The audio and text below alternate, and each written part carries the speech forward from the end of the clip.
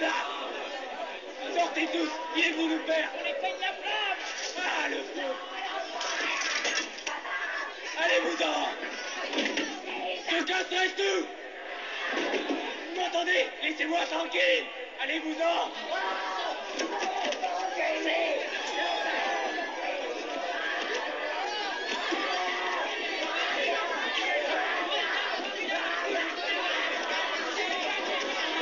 Le démon. C'est le démon qui le pousse depuis toujours et vous l'oblige à se détruire par l'eau, par les flammes. Si tu peux le délivrer, je t'en prie. Aie pitié. Aide ma pauvre foi.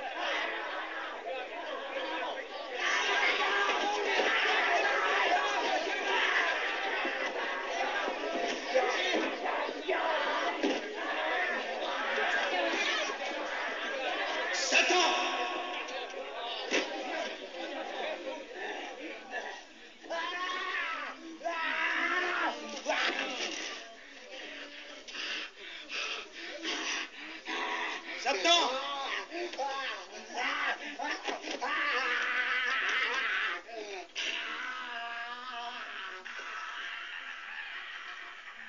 Sors de ce corps.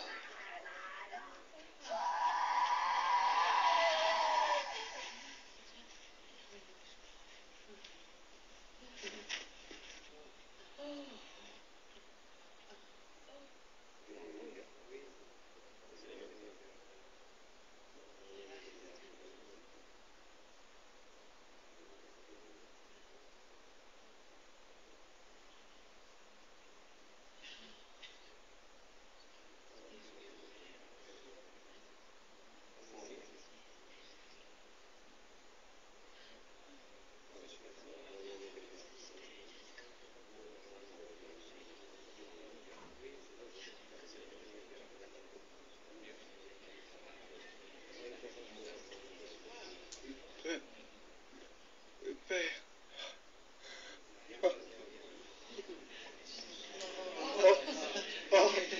Mon enfant, mon enfant. Bonjour à tous, dans cette nouvelle vidéo je vais vous apporter quelques informations supplémentaires sur le mystère des 7 sphères spirituelles et le phénomène de la possession. Jeanne Moranier, c'est une mère de famille qui, sous la dictée de son fils décédé, Georges Moranier, décédé, nous a décrit le monde invisible des âmes. Tous ces messages obtenus par contact médiumnique ont été compilés dans 7 livres. Dans cette vidéo, je vais reprendre les passages qui évoquent le mystère des 7 sphères spirituelles dans lesquelles évolueraient les âmes de désincarnés. Le mystère des 7 sphères spirituelles est assez difficile à concevoir, même pour un terrestre qui a beaucoup d'imagination. Elle serait au nombre de 7. D'ailleurs, on a toujours parlé des 7 cieux ou du 7e ciel. Chez les musulmans, dans le Coran, on évoque surtout les 7 cieux. Ce ne sont pas des lieux échelonnés dans l'atmosphère, sur des plans différents. Ce sont des plans spirituels superposés dans la 4e dimension du monde astral. Chacun de nous va au moment de la mort, du moins de la séparation du corps physique, dans la sphère qui va correspondre à son évolution spirituelle. Il n'y a pas d'erreur possible, car c'est une affaire de taux de vibration. Plus la pensée, c'est-à-dire l'âme d'un être désincarné est élevée et pure, et plus ces vibrations, du moins les vibrations de ces ondes, seront rapides. En fonction de la rapidité des ondes du taux vibratoire, l'âme ira donc dans la sphère dont les vibrations seront les mêmes, surtout la même fréquence.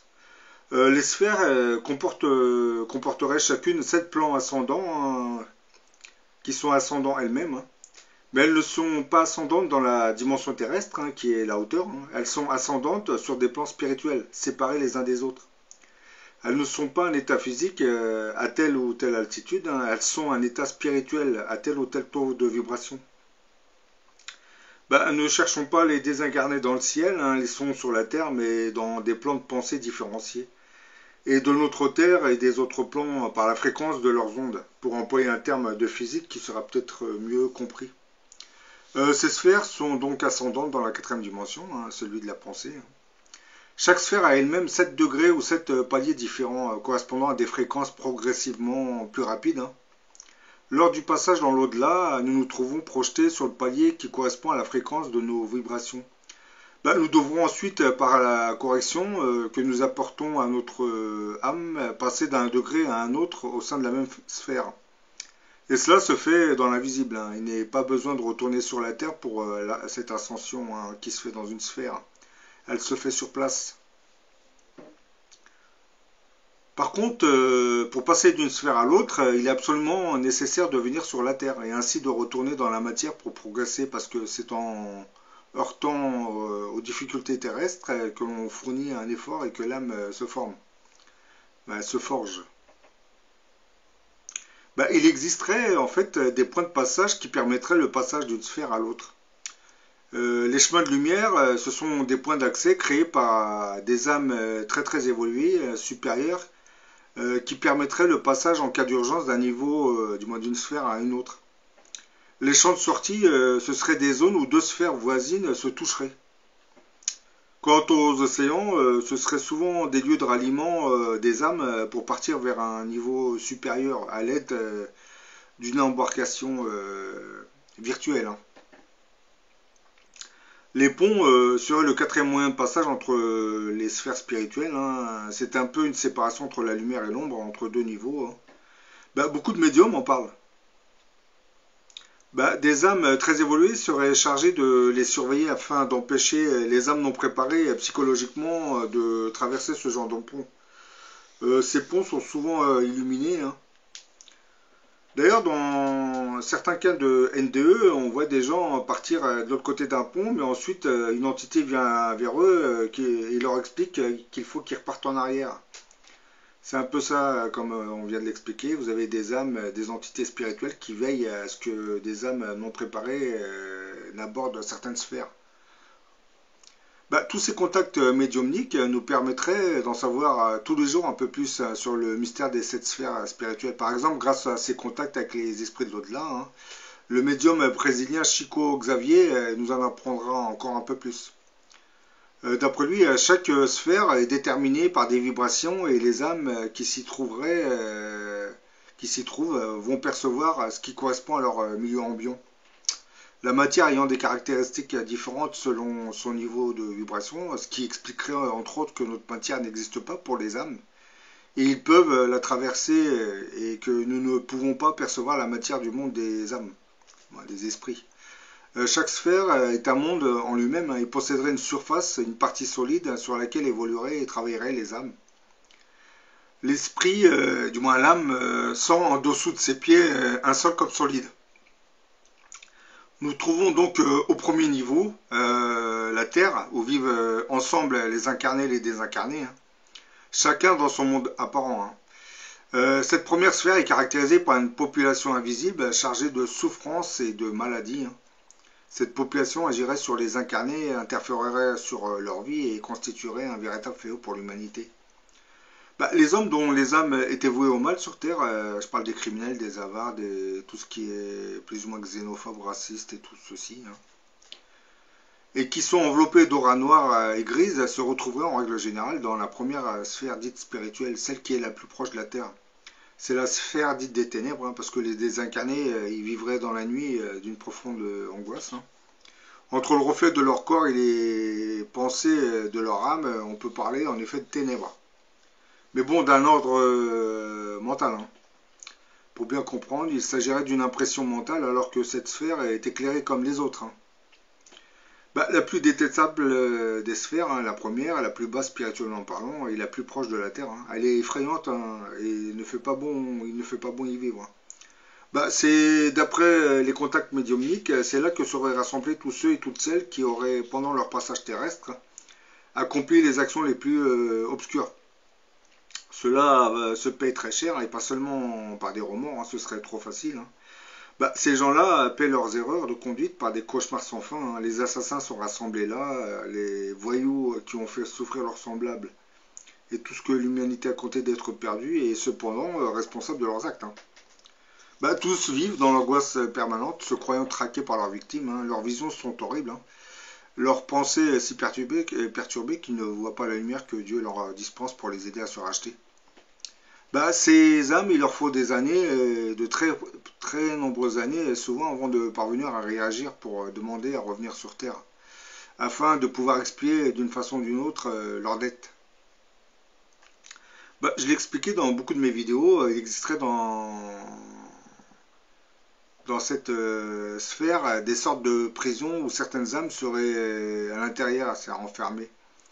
Et elles seraient contraintes de revoir systématiquement les scènes affreuses qu'elles auraient commises sur Terre. Et on essaye de les pousser à se repentir, à accepter leurs fautes. Et ensuite, si l'âme accepte, se repent plus ou moins, eh ben, elle sera aidée par d'autres âmes qui vont lui permettre de sortir de cette prison, du moins de ce bas astral surtout. Ben voilà, je vais vous donner une autre description de ce qu'on trouve dans cette première sphère dite spirituelle.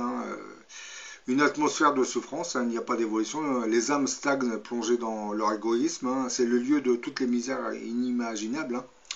Ben, on y voit des âmes, c'est-à-dire des esprits qui se transforment en guenilles humaines, cultivant entre eux la promiscuité. La peur et la misère sont les moyens d'exploitation utilisés par les âmes les plus malignes et les plus violentes pour dominer. Bah, c'est la pénombre tout le temps. Parfois des tempêtes dévastent ces régions avec un effort suprême pour alléger et nettoyer cette accumulation de misère et de vibrations obscures créées par l'homme profondément égoïste. Bah, et la végétation est tout aussi pauvre, peu diversifiée. La majorité des arbres sont tordus avec des troncs énormes. La végétation est rampante et rappelle les paysages broussailleux de terre. Bah, cette végétation sert d'aliment aux esprits qui y vivent. Bah, les animaux et les oiseaux seraient des espèces dépourvues de beauté et dans les espèces bien inférieures à celles de la Terre. Bah, les habitants vivraient, du moins certaines âmes, vivraient dans des sortes de cavernes ou des grottes à ce niveau. Bah, ce paysage, on le voit souvent dans certains films américains fantastiques, où on voit des paysages délabrés, obscurs. Bah, des descriptions aussi sinistres sont données aussi par M. Jurgensen, le pionnier de la transcommunication instrumentale, qui par enregistrement sonore avait accédé surtout à ces sphères inférieures. Bah, il avait reçu en 1972 des enregistrements de voix de l'au-delà, parlant des cavernes du monde, du dessous, avec des descriptions aussi tristes que celles données par l'esprit d'André Louis. Bah, on appelle cette sphère le bas astral. Toutes les âmes qui la peupleraient côtoieraient en fait le monde des vivants. Comme ce genre d'âmes ne peuvent pas se détacher de leurs envies matérielles, bah, ils auront tendance à venir posséder le corps des âmes qui sont toujours vivants sur le plan terrestre. Bah, dans l'extrait vidéo que vous venez de voir, on voit le Christ exorciser un possédé. Les cas de possession ont souvent été attribués à des démons, voire Satan lui-même. Certes, dans certains cas, ce sont bien des démons qui possèdent certains corps, mais ils le font en général pour accomplir une mission particulière sur Terre. Bah, une bonne majorité des cas de possession ne seraient pas l'œuvre du diable, mais de ces millions d'âmes qui errant dans la première sphère spirituelle et qui est très proche du plan terrestre, souhaitent retrouver leur penchant matérialiste qu'ils avaient contracté lors de leurs incarnations sur Terre. Bah, je vais vous donner un exemple parmi tant d'autres. Vous avez un homme au penchant alcoolique. Il quitte ce monde, son âme se retrouve dans le monde des esprits. Ne comprenant plus l'état de sa situation, bah, cet âme va se mettre à errer dans ce bas astral qui correspond à la première sphère dite spirituelle. Il s'orientera progressivement vers le bar tabac qu'elle fréquentait de son vivant. Bah, cet âme essaiera d'agripper les verres qui se trouvent sur le comptoir, mais elle se rendra compte que ses mains passent à travers le verre. Elle essaiera alors de communiquer avec les vivants qui sont autour, mais personne ne lui répondra, car il ne la voit même pas. Parce que les âmes, elles sont pratiquement dans une autre dimension, on ne peut pas les percevoir. Désespéré et voulant à tout prix sa dose d'alcool, il s'approchera d'une personne, intégrera son aura et traversera son corps en la possédant. Et tout cela juste pour pouvoir jouir de quelques instants des plaisirs que lui procurait l'alcool lors de son vivant sur Terre. Son incarnation surtout. Le phénomène de la possession est souvent dû à la présence de toutes ces âmes qui peuplent la première sphère dite spirituelle, celle qui est la plus proche du plan terrestre. Quant au diable, lorsqu'il décide de prendre possession du corps d'un vivant, c'est pour lui faire accomplir une mission particulière, qui en règle générale doit aboutir à un programme pervers. Par exemple, la pornographie qui note nos sociétés aujourd'hui est bien né par l'inspiration de ces forces dites du mal. Hein. Bah, passons maintenant à la deuxième sphère dite spirituelle. Il y a dans cette zone de nombreuses institutions hein, qui assisteraient les âmes souffrantes. Hein. Les esprits errants, c'est-à-dire les esprits, c'est les âmes, hein, ils ont souvent de grandes souffrances, hein, mais ils peuvent être secourus. Bah, toutes les âmes qui s'apprêtent à s'incarner à nouveau sur Terre passeront automatiquement par cette deuxième sphère dite spirituelle. Car le choix des incarnations est autorisé par un conseil d'anges hein, et d'âmes assez évoluées qui officieraient dans des bâtiments positionnés, du moins placés dans cette deuxième sphère spirituelle. Bah, c'est dans cette deuxième sphère dite spirituelle qu'on trouve les bâtiments de la régénération où on prépare les âmes pour l'incarnation, du moins pour la réincarnation. Bah, c'est là que se trouverait le pavillon de réduction des vibrations de l'âme, hein, car pour approcher la matière biologique, hein, on doit réduire le taux vibratoire de l'âme pour lui permettre d'intégrer l'ovule fécondé. Et ensuite, on fabrique le lien d'énergie qui scellera définitivement la liaison entre la mère enceinte et l'âme en phase d'incarnation. Du moins en phase de réincarnation, si vous voulez. Bah, c'est dans cette deuxième sphère spirituelle qu'on trouvera aussi les fameux hôpitaux de l'au-delà. Hein. Certains médiums appellent ces endroits les lieux d'assistance. Bah, ces lieux d'assistance sont créés pour aider particulièrement les suicidés, les toxicomanes et les personnes qui ont eu des déviances sexuelles hein, lors de leur incarnation terrestre. Bah, elles sont en général fermées par des systèmes de défense. Hein. Elles disposent d'hôpitaux, d'écoles, de parcs, de bâtiments hein, pour l'administration. Et pour loger les âmes, des salles pour des réunions aussi. Bah, ces fameuses colonies d'âmes sont toujours en contact avec les plans supérieurs qui supervisent le travail effectué. Bah, les âmes qui approchent la troisième sphère spirituelle ont déjà subi un nettoyage de leur propre âme, hein, du moins de la souffrance qui les maintenait dans un état vibratoire bien précis. Hein. Mais ce travail d'épuration va continuer en intégrant le troisième plan spirituel, où là le climat paraît beaucoup plus agréable et il existerait aussi des cités dites spirituelles avec une qualité de vie supérieure. C'est-à-dire en langage plus clair, dans cette troisième sphère, vous trouverez d'autres bâtiments. Et chaque sphère possède des bâtiments bien précis qui sont destinés à accueillir les âmes en pleine évolution. Bah, en s'épurant par l'incarnation, toutes les âmes peuvent évoluer ainsi en franchissant les sphères les unes après les autres. Hein. Et bien entendu, la nature énergétique de l'âme subira aussi cette métamorphose. Hein. Les âmes qui ont intégré la septième sphère spirituelle travaillent à l'accomplissement des desseins de Dieu sur les mondes. Hein. Dans la septième sphère, on retrouve des temples pour la méditation, les bibliothèques akashiques. Hein. Et les fameux bâtiments où travailleraient les anges et les âmes évoluées. Car arrivés à ce stade d'évolution, les anges finissent par apparaître aux âmes, hein, elles ne sont plus invisibles. Car dans cette septième sphère spirituelle, les âmes sont tellement évoluées qu'ils connaissent tout, du moins ils connaissent beaucoup de choses du monde de l'invisible, hein, et même du royaume de Dieu. Parce qu'après la septième sphère, je pense que les âmes continuent leur métamorphose. Bon, j'espère que cette vidéo vous a intéressé, hein, mais bon, j'ai dû mettre une vidéo sur le Christ qui chasse un démon pour expliquer que toutes ces âmes qui peuplent le bas astral ont tendance à venir posséder le corps des vivants sur Terre. Et beaucoup de nos hôpitaux psychiatriques en réalité sont remplis de gens qui sont possédés. En réalité, c'est pas un dédoublement de la personnalité. C'est-à-dire, si, lorsque vous avez 1, 2 ou 3 esprits qui entrent dans un corps, vous avez 3 caractères différents, du moins 4 avec la personne qui est possédée. Donc oui, il y a un dédoublement de la personnalité, mais bon, dans le cas psychiatrique, on en fait une affaire chimique. C'est de la chimie du cerveau, il y a eu un dérèglement chimique, donc la personne n'est plus la même. Mais pour un religieux ou un spiritualiste, lorsqu'une personne commence à avoir une double personnalité, c'est qu'une entité spirituelle, du moins, une entité invisible a intégré le corps et le possède. Bon, je vous dis à la prochaine pour une autre vidéo.